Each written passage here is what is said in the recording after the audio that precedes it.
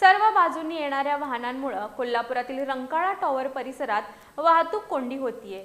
ही वाहतूक कोंडी रोखण्यासाठी शहर वाहतूक नियंत्रण शाखेनं प्रायोगिक तत्वावर वाहतूक नियमन सुरू केलंय। रंकाळा टॉवर ते रंकाळा स्टँड या मार्गावर एकेरी वाहतूक होणार असून साकोली कॉर्नर मार्गे ही वाहतूक वळवण्यात आली आहे। याबाबत 15 दिवसांच्या आत हरकती दाखल कराव्यात असं आवाहन शहर वाहतूक नियंत्रण शाखेच्या वतीनं करण्यात आलंय। कोल्हापुरातील रंकाळा तलावाजवळ असलेल्या रंकाळा टॉवर चौकात फुलेवाडी, देवकर, पाणंद, रंकाळा स्टँड, दुधाळी या मार्गावरून रहदारी करणाऱ्या वाहनांची मोठी वर्दळ नियमितपणे असते। त्यामुळे या ठिकाणी सातत्यानं वाहतुकीची कोंडी होत असते।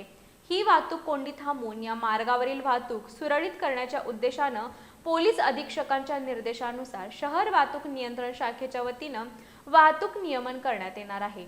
15 दिवसांच्या कालावधीसाठी प्रायोगिक तत्वावर हे वाहतूक नियमन केलं जाणार आहे। त्यानुसार रंकाळा टॉवर ते रंकाळा स्टँड हा रस्ता सर्व वाहनांसाठी एकेरी वाहतूक मार्ग करण्यात येणार आहे।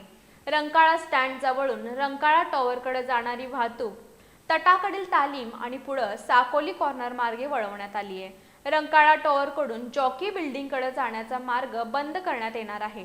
तसंच जॉकी बिल्डिंगकडून साकोली कॉर्नरकडे आणि रंकाळा टॉवरकडे जाणारा रस्ता एकेरी वाहतूक मार्ग केला जाणार आहे। जावळाचा गणपती मंदिराकडून रंकाळा टॉवर चौकात येणाऱ्या सर्व प्रकारच्या वाहतुकीला बंदी घालण्यात आली आहे। जॉकी बिल्डिंगकडून साकोली कॉर्नरकडे जाता येणार नाही। याबरोबरच तटाकडील तालीम चौकाच्या चारही बाजूला 50 मीटर पर्यंत तसंच जॉकी बिल्डिंग परिसरातील तीनही मार्गावर 50 मीटर पर्यंत नो पार्किंग झोन करण्यात येणार आहे। या वाहतूक नियमाबाबत काही सूचना आणि हरकती असतील तर त्या शहर वाहतूक नियंत्रण शाखेकडे 15 दिवसांच्या आत दाखल कराव्यात असं आवाहन शहर वाहतूक नियंत्रण शाखेचे पोलीस निरीक्षक नंदकुमार मोरे यांनी केलंय।